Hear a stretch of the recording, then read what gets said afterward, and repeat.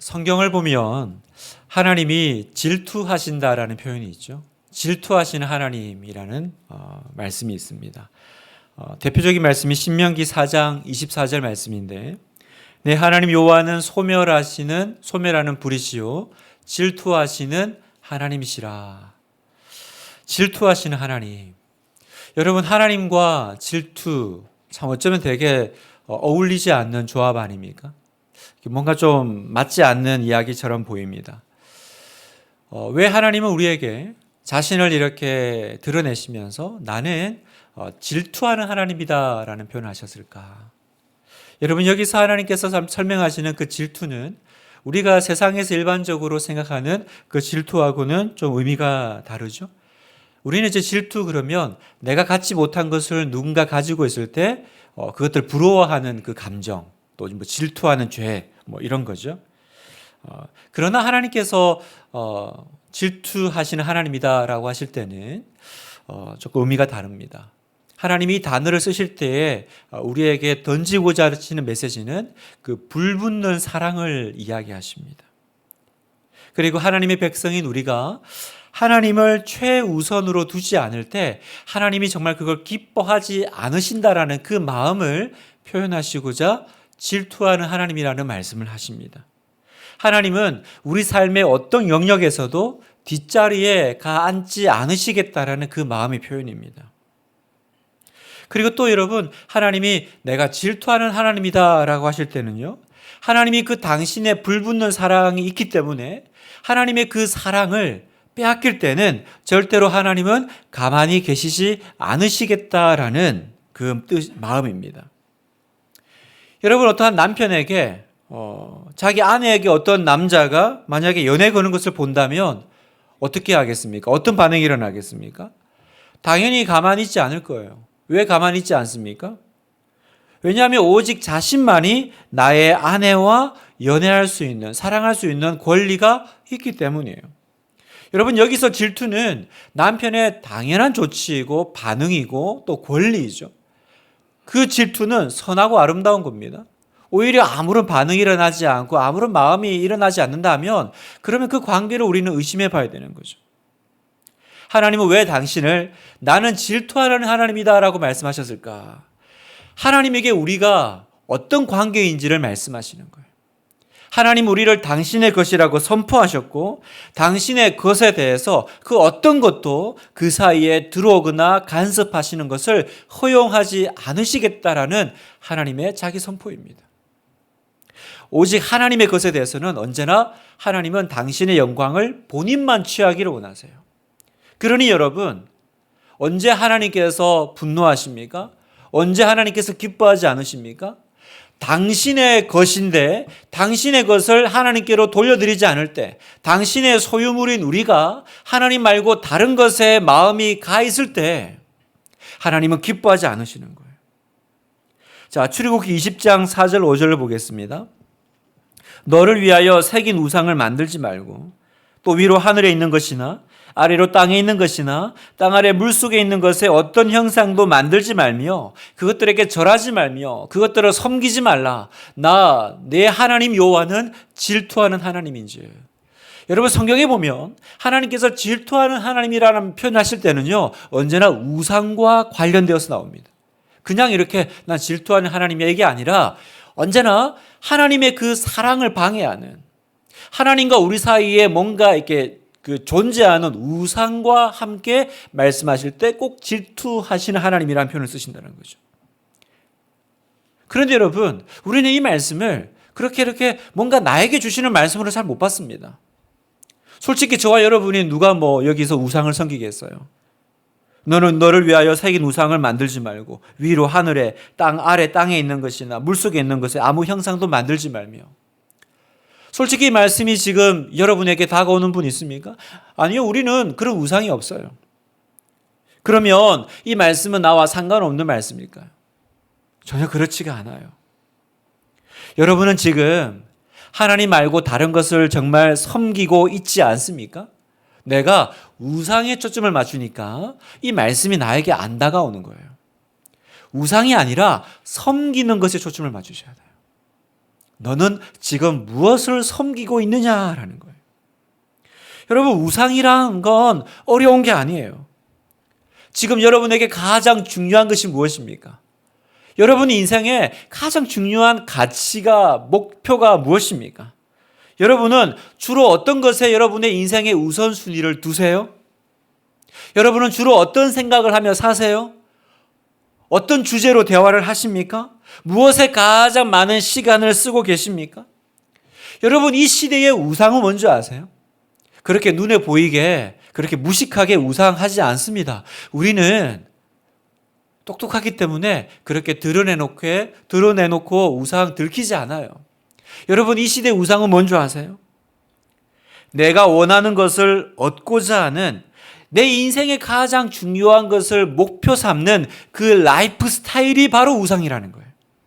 뭐가 우상이라고요? 어떤 그 형상이나 어떤 그런 대상이 아니라 내가 인생에 중요하게 여기는 것을 얻고자 하는 나의 삶의 방식, 나의 라이프 스타일이 바로 우상입니다. 그래서 우리는 그 라이프 스타일 가운데 하나님은 내가 원하는 것을 도와주는 도구로 전락하시죠. 그래서 급할 때만 우리는 하나님을 찾습니다. 인생에 다급한 일이 생기기 전까지는 언제나 우리의 마음에 하나님은 뒷전에 계시죠. 까마득하게 잊고 계십니다.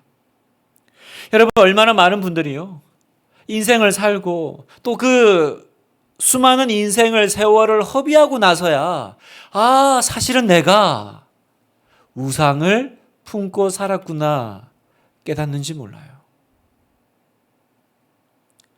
내 인생의 끝에 가서야 내가 하나님과의 관계를 최우선으로 두고 살지 않는 그런 라이프 스타일 가운데 내가 속고 있었구나. 내 인생의 끝에 가서야 우리가 그걸 깨닫게 된다는 거예요. 그래서 하나님은 오늘도 여러분하고 뭘 하고 계세요? 내 안에 교묘하게 숨어있는 이 우상을 드러내세요. 여러분, 우리는요, 이 시대는요, 우상 전쟁입니다. 우상 전쟁이에요. 여러분, 우상을 그렇게 어렵게 생각하지 마세요. 내가 하나님 말고 내 인생에 더 중요하게 여기는 목표, 가치, 그게 다 내 인생의 우상입니다. 하나님보다 우선순위에 올라가 있는 것들이 우상입니다. 하나님을 뒷전으로 밀어내게 하는 것들이 우상이라는 거예요. 근데 여러분, 우리가 내 인생에 하나님이 내 우선이 되지 않으시고 내가 우상을 섬길 때 내 인생은 소비되고 내 인생은 낭비되고요. 그 끝에 가서 우리는 깨닫는 거죠. 하나님을 최우선으로 삼지 않을 때 우리는 절대로 만족하는 삶을 살 수 없구나. 내 인생은 절대로 최고의 삶이 될 수 없구나. 그걸 우리는 깨닫게 돼요. 여러분, 하나님이 우리에게 인생을 선물로 주셨습니다. 그죠? 여러분, 하나님이 인생을 선물로 주셨는데 그 선물로 주신 인생을 내가 다시 그분께 돌려드릴 때야 우리는 그때서야 온전하고 기쁜 삶을 살 수 있어요. 아이러니하지 않아요?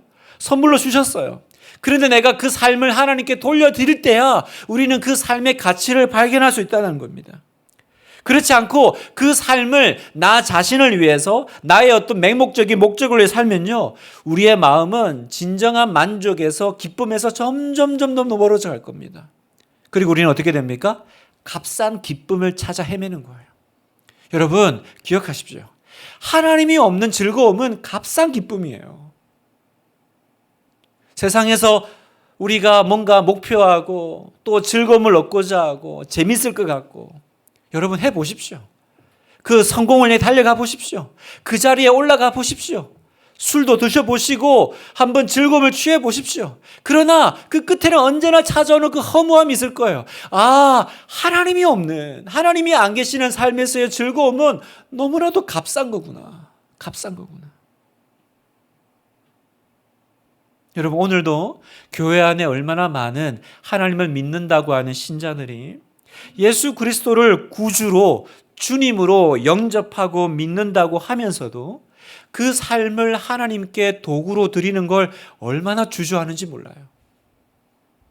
하나님께 내 삶을 드리면 마치 나는 없어지고 내 모든 것들이, 중요한 것들이 다 빼앗겨 사라질 것만 같은 그런 속임과 착각 가운데 빠져 있는 우리 신자들이 얼마나 많은지 몰라요. 아닙니다, 여러분. 아닙니다, 여러분.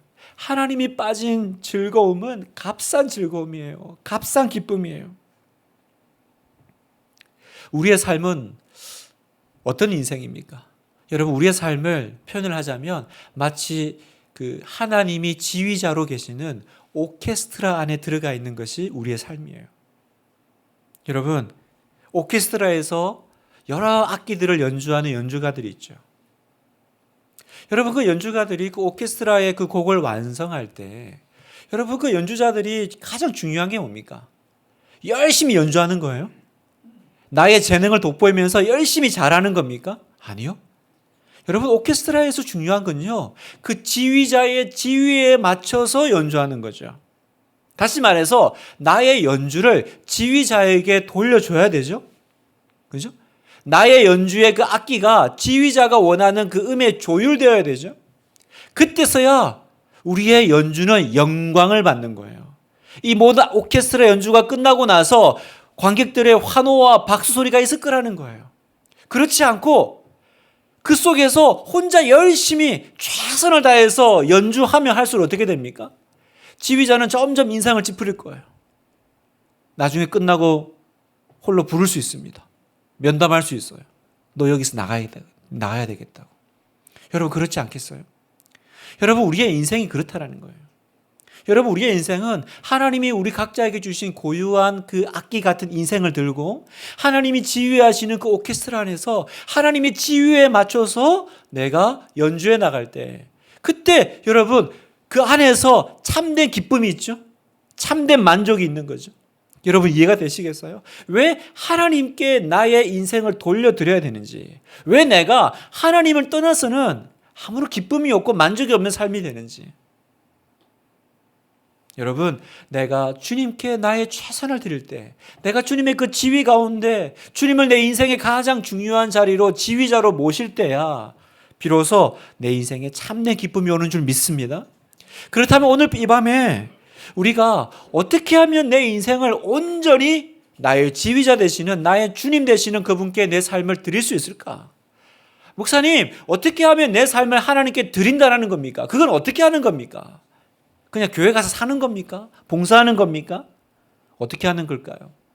오늘 여러분하고 이 말씀을 붙잡고 한번 같이 기도하기를 원하는데요. 첫 번째, 온전히 내 삶을 하나님께 드린다는 것은요, 삶의 첫 자리를 내어드리는 것입니다.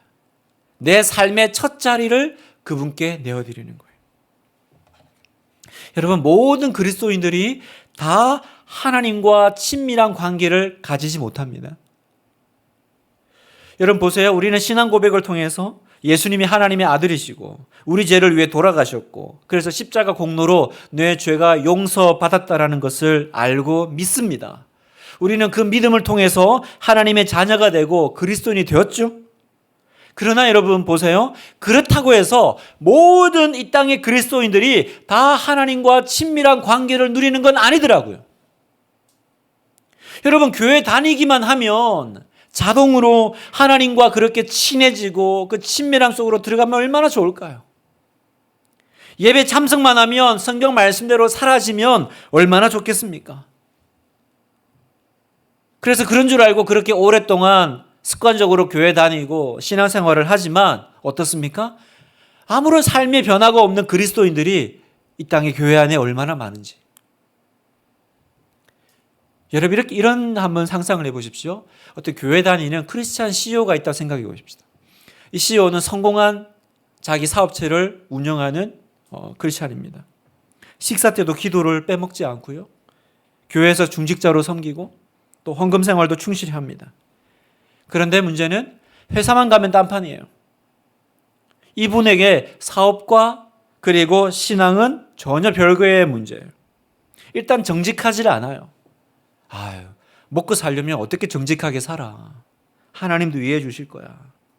그래서 때로는 하나님 앞에 이런 모습이 죄송하기는 하지만 그냥 대수롭지 않게 넘어갑니다. 매일 성경 읽어요. 그러나 그 성경이 내 삶의 지침이 되지는 않습니다. 누가 말씀대로 다 살아. 일하러 갈 때 가능한 하나님 생각 안 하려고 합니다. 사무실에 들어가는 순간 그때부터 하나님은 잊어버리고 오로지 나의 경험, 나의 지식, 나의 본능만을 믿고 일합니다. 성도 여러분, 이런 크리스찬이 있다면 여러분 어떤 생각이 드세요? 이렇게 둘로 나눠진 삶을 사는 그리스도인 어떻습니까, 여러분? 여러분, 이런 분이 오랫동안 계속 이 생활을 계속 더 해나가면 그러면 깊어질까요? 하나님과 친밀해질까요? 그 삶의 모든 영역에서 하나님의 인도함을 받을까요? 하나님께서 그 삶을 통해 영광 받으실까요? 하나님이 그분의 인생을 책임지실까요? 하나님이 내 인생을 책임지시고 인도하셔 그 은혜를 그 삶 가운데 경험할 수 있을까요? 내 삶을 그분께 드렸다라고 이분은 그 인생의 마지막에서 고백할 수 있을까요? 아니요, 그럴 수 없어요, 여러분. 그럴 수 없어요. 그래서 우리는 그렇게 하나님과 삶이 나눠져 있는 인생을 살다가 급한 일 생기면 그제서야 하나님 찾아요. 인생에 고난이 오면 그제서야 하나님 앞에 나아갑니다.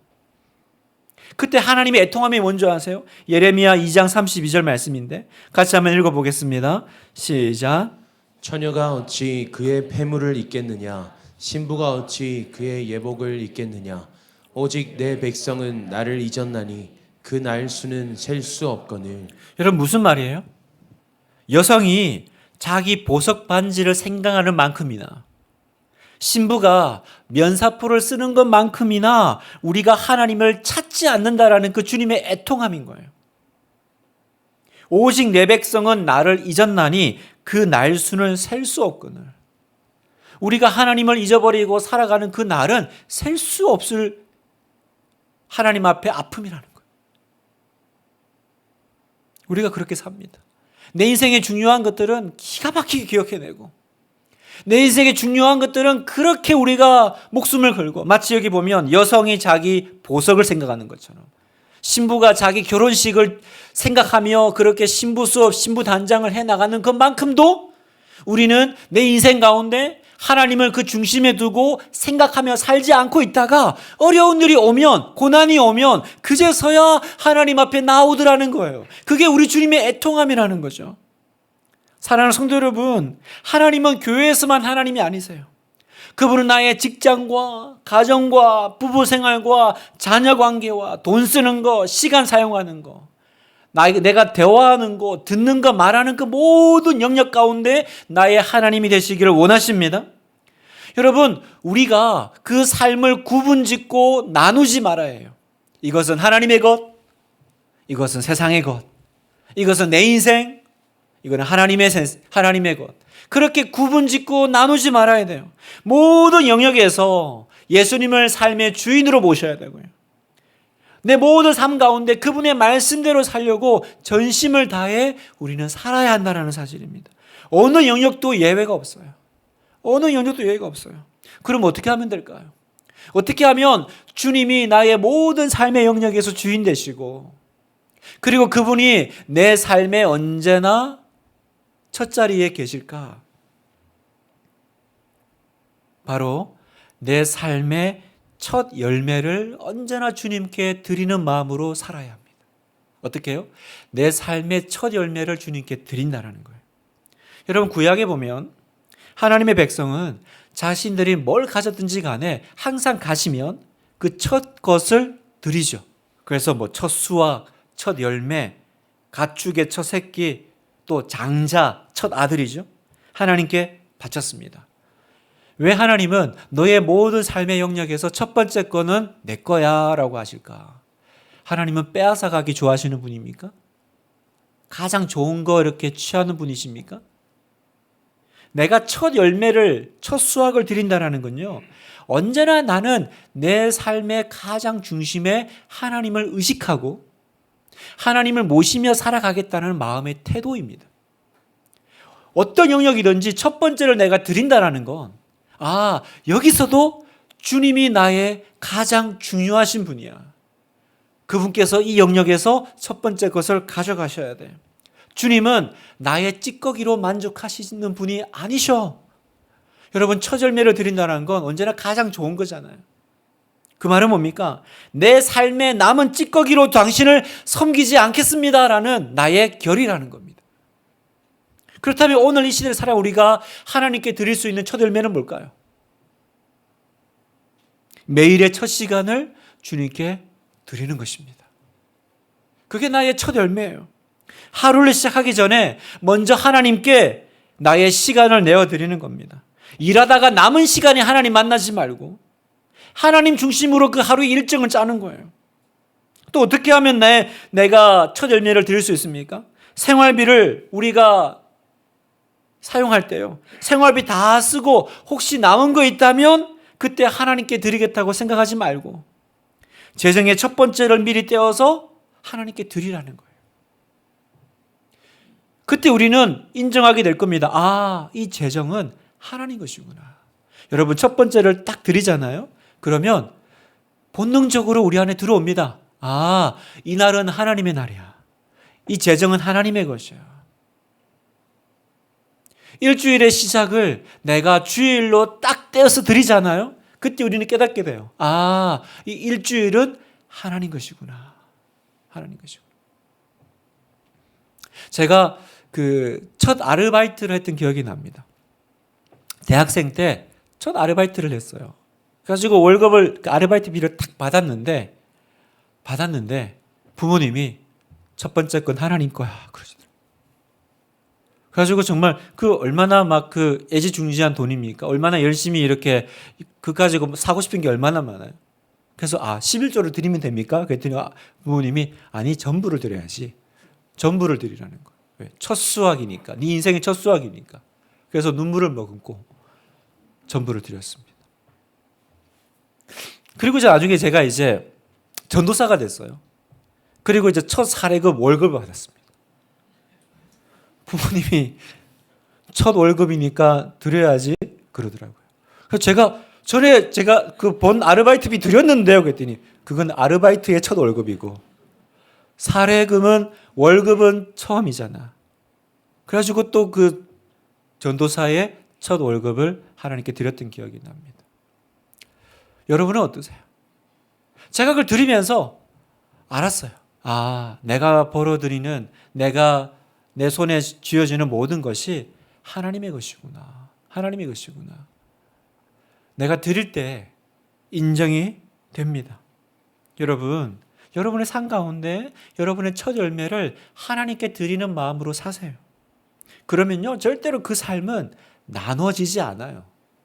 여기는 하나님, 여기는 내 거. 그렇게 되지 않습니다. 여러분이 절대로 주님을 잊고 살아갈 리가 없어요. 하나님을 내 삶의 첫 번째 자리로 모시면 그분이 나의 모든 것을 책임지실 줄 믿습니다. 자, 두 번째, 어떻게 하면 내가 하나님께 나의 모든 것을 드리는 것입니까? 바로 생명 같은 시간을 드리십시오. 생명 같은 시간을 드리십시오. 여러분, 우리는 너무 바빠서 기도할 시간이 없죠. 여러분, 대부분의 신자들이요, 하나님과 친밀한 관계를 맺고 싶어 합니다. 그러나 문제는 뭐예요? 먹고 사는 일 바빠서 하나님이 뒷전이 되시죠. 일이 너무 많고 바쁘다고 합니다. 일이 너무 많고 바쁘대요. 그런데 한번 가만히 한번 생각해 보십시오. 내 인생에서 가장 소중한 분과 함께 시간을 낼 수 없을 정도로 바쁘다면 그거 정상이에요? 그 바쁨이 정상입니까, 여러분? 내 인생의 가장 소중한 분에게 드릴 만큼의 내가 시간이 없는 그 바쁨은 과연 하나님이 주신 바쁨일까요? 곰곰이 한번 생각해 보십시오.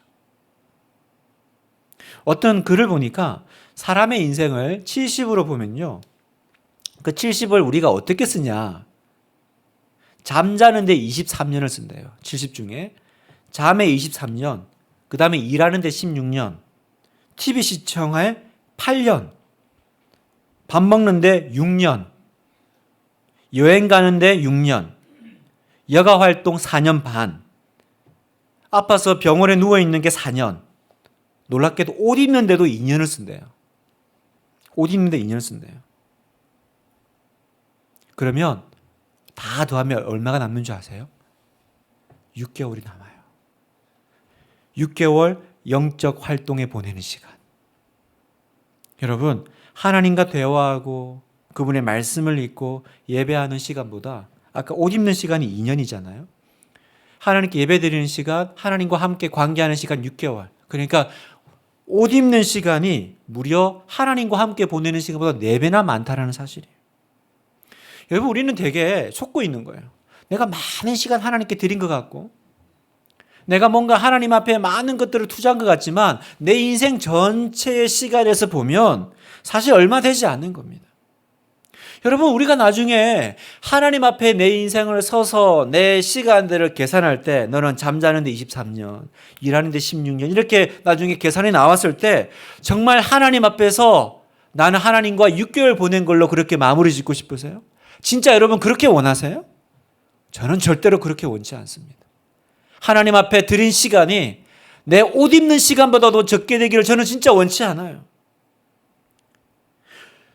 오늘 본문에 예수님께서는 우리에게 내 인생의 최대 목표가 뭐가 되어야 되는지를 분명하게 말씀하십니다. 바리새인들이 예수님께 와서 성경에서 가장 중요한 계명이 무엇입니까? 라고 물었을 때 예수님은 이렇게 대답하셨습니다. 선생님, 율법 중에서 어느 계명이 크나이까? 예수께서 이르시되 내 마음을 다하고 목숨을 다하고 뜻을 다하여 주 너의 하나님을 사랑하라 하셨으니 이것이 크고 첫째 되는 계명이요. 여러분 보세요. 인생에서 가장 크고 중요한 것이 있다라는 거예요. 그게 뭡니까? 라고 물었더니 주 너의 하나님을 사랑하는 거야. 그게 인생에서 가장 크고 중요한 거야. 그런데 어떻게 사랑하래요? 마음을 다하고 목숨을 다하고 뜻을 다해서 하라는 거예요. 여기서 보세요, 여러분. 목숨을 다하는 건 어떻게 다하는 거죠? 여러분, 목숨을 다해서 주 너의 하나님을 사랑하라. 여러분, 목숨을 다해서 하나님을 어떻게 사랑하는 겁니까? 여러분, 목숨을 드리는 방법이 있어요. 바로 나의 시간을 드리는 거예요. 왜 그렇습니까? 우리에게 시간은 생명이기 때문에 그렇습니다. 여러분, 저와 여러분은 시간 속에 살아갑니다. 지금도 예배드리는 이 시간이 흐르고 있죠. 그 말은 뭡니까? 시간이 흐른다는 건 그만큼 내 생명량이 줄어들고 있다는 거예요. 그렇죠? 여러분의 나이가 뜻하는 것은 여러분이 그만큼의 생명을 지금 소비하셨다라는 거예요. 그리고 내가 몇 살까지 산다라는 건 내가 몇 살에 죽는다 그 얘기가 아니라 앞으로 나에게 남은 시간의 분량이라는 겁니다.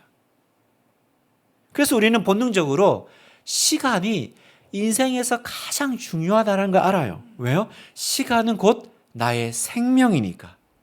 그래서 그 사람이 그 시간을 어디에 쓰는 것을 보면 아, 이 사람이 뭘 인생에서 중요하게 여기는구나를 알 수 있는 거예요. 누군가가 나를 사랑한다고 하면서 나에게 1분도 쓰지 않는다? 그러면 그 사랑은 진짜 아닙니다. 왜요? 진짜 소중한 사람에게는 자기 생명을 주니까. 네 목숨을 다하여 주 너의 하나님을 사랑하라는 것은 뭐 어떻게 하는 것입니까? 그건 나의 생명 같은 시간을 그분께 드리는 거예요. 그분을 위해 쓰는 거예요. 그런데 여러분, 하나님께 시간 쓰는 것이 별로 달갑지 않은 사람들이 있습니다. 주일날 예배 드리는 것이 아까운 사람들이 있어요. 아, 이렇게 바빠 죽겠는데 내가 왜 지금 이렇게 앉아가지고 기도해야 돼? 성경 읽을 시간이 어디 있어? 그 시간은 내가 이런 걸 할 수 있을 텐데. 학생이면 단어 하나라도 더 외울 텐데. 직장인이면 돈을 벌어도 하나를 더 팔아 돈을 벌 텐데. 피곤하면 내가 그 시간에 잠을 자면 체력이라도 회복될 텐데. 여러분, 하나님께 시간 쓰는 것을 아까워하시는 분들이 있어요. 무슨 얘기입니까? 네 목숨을 다하여 주 너의 하나님을 사랑하라. 여기에 지금 내가 실패하고 있다는 거예요. 여러분, 하나님께 온전히 드린다는 건 내 시간을 주님께 드리는 겁니다. 그 시간은 중복해서 드릴 수 없어요. 여러분이 이 자리에 있으면서 동시에 집에 있을 수 없어요. 여러분이 예배 드리면서 동시에 TV 볼 수가 없어요. 여러분, 내가 이 자리에 있는 건 뭡니까? 그렇죠. 여러분 인생의 중요한 것들을 일단은 내려놓고 여기 오신 거잖아요. 왜요? 이 시간을 내가 주님께 드리기 위해서. 여러분, 시간은 생명입니다. 주님께 그 생명을 드리십시오. 24시간 너무 바빠서 기도할 시간이 없고 너무 바빠서 예배 드릴 시간이 없습니까?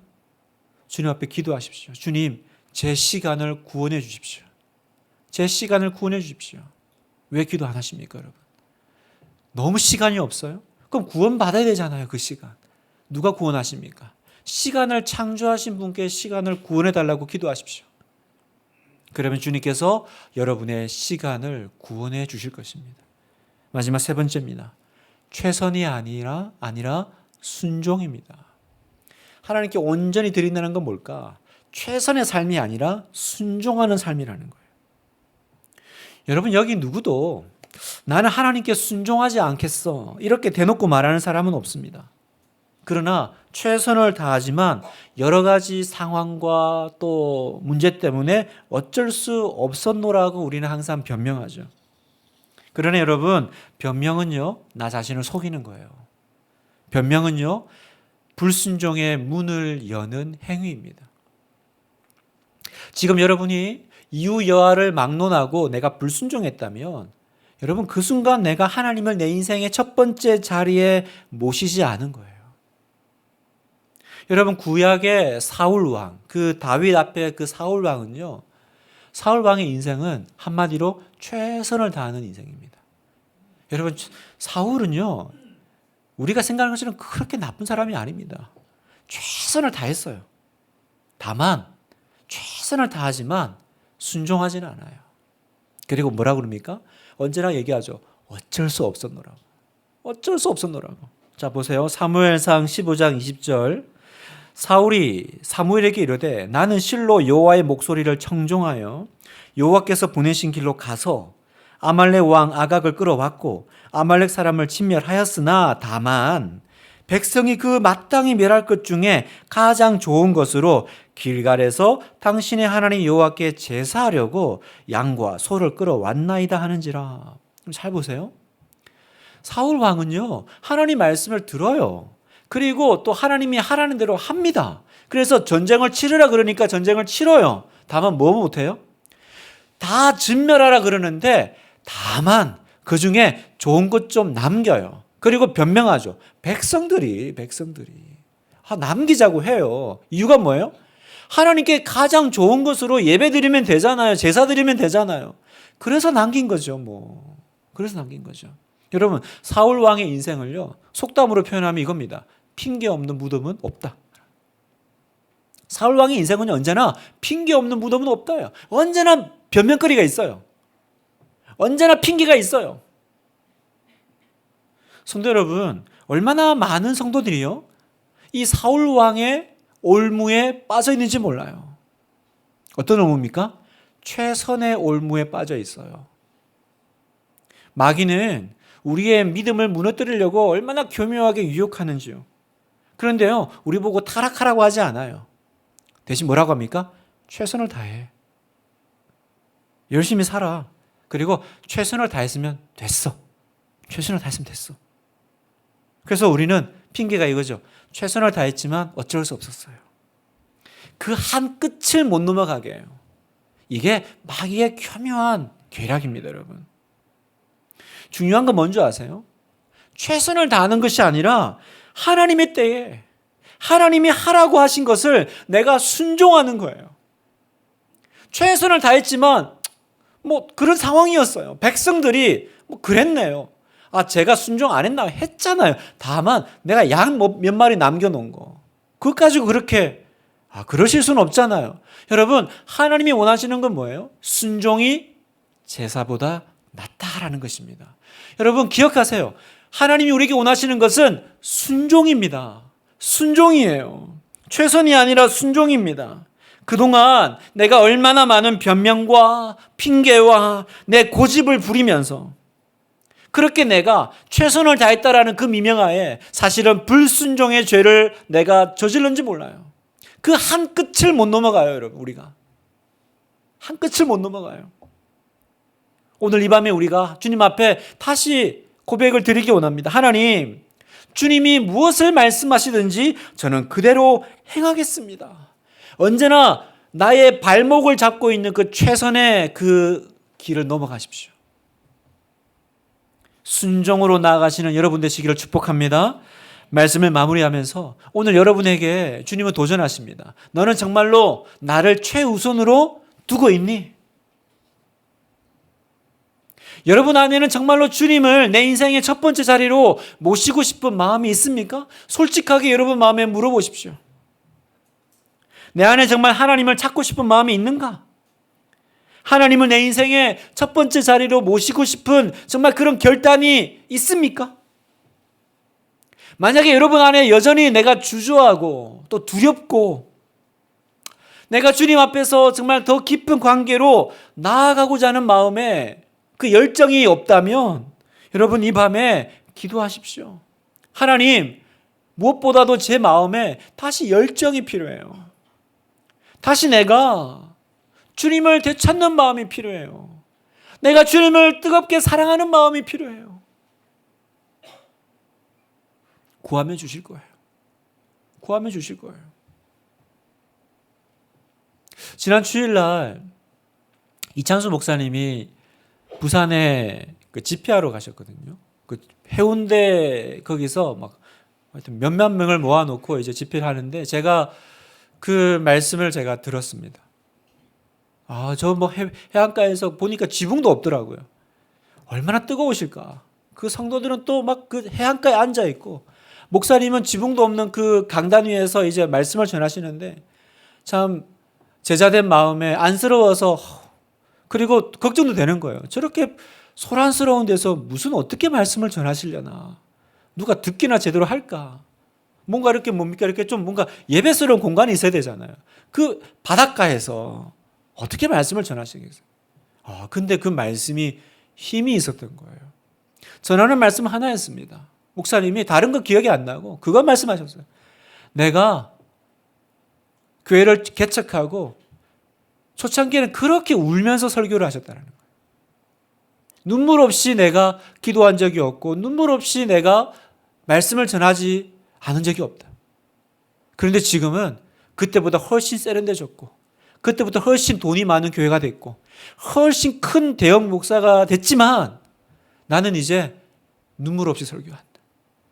눈물 없이 설교 잘한다. 나는 그게 애통하다라는 거예요. 내가 그때는 눈물 없이 말씀을 전하지 못했는데 이제는 내가 그런 마음으로 그래서 내 마음의 소원이 뭔지 아느냐. 하나님 제가 눈물로 다시 말씀을 전할 수 있기를 원합니다. 그 마음은 뭐겠어요? 다시 첫사랑을 회복하기를 원해요. 다시 주님이 내 마음에 온전히 나의 하나님으로 들어오시기를 원해요. 그 십자가가 나에게 감격과 감동이 되기를 원해요. 제가 그 말씀을 들으면서 제 안에 성령이 주시는 음성이 있었어요. 너는 어떠니? 김 목사 너는 어떠니? 생각해 보니까 저도 딱 1년 울었던 것 같아요. 저는 진짜 1년 울었어요. 지금은요? 눈물 안 나요, 여러분. 눈물 잘 안 납니다. 눈물 안 나도 잘 지날 수 있습니다. 그게 제 마음의 애통이에요, 여러분. 제가 이 말씀을 준비하면서 주님이 정말로 내 마음의 가장 중심에 들어와 계시고 그분이 나의 모든 것을 정말 가져가실 나의 주님이신가? 내 마음에는 정말 그 첫사랑이 회복되어 있나? 내 안에는 그 열정이 회복되어 있나? 아니요, 주님. 아니요, 주님. 저는 세련되게 말씀을 전하지만 제 안에 그 눈물이 없습니다. 눈물이 없어요. 그래서 제가 오늘 오후에 기도실에 올라가가지고 1시간을 넘게 그렇게 엎드려 있었어요. 마음이 너무 가련하고 답답해가지고 내가 이런 마음으로 말씀을 전한다고? 내가 이런 마음으로 내가 강단에 서도 되나? 주님, 저에게 눈물을 주세요. 주님, 저에게 주님을 향한 열정을 주세요. 내가 정말 주님이 나의 전부라고 말할 때 내 마음이 뛰게 해주세요, 하나님. 내 삶을 주님께 드리게 해주세요. 주저하지 않게 해주세요. 오늘 밤 여러분에게도 이 도전을 선포합니다. 여러분 기도하십시다. 주님께 나의 모든 것을 드려요. 아깝지 않습니다. 나의 생명 같은 시간을 드리기 원하고, 나의 삶을 나누지 않기를 원하고, 나의 최선이 아니라 나의 순종을 나의 주님께 드리기 원합니다. 다시 내 인생의 주도권을 맡으시고 나를 주님과 함께하는 그 기쁨의 자리로 회복시켜 주시옵소서.